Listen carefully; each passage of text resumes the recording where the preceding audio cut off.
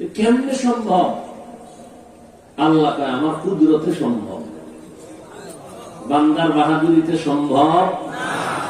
তাআত তৌফিক তাআত হামজাতু ই আমানাত ইজাবাত হামজাতু।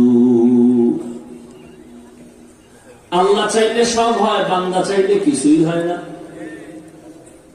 আল্লাহ চাইলে, বান্দা চাইলে। বান্দা কি চায়? তাড়াতাড়ি বাসায় যাবে।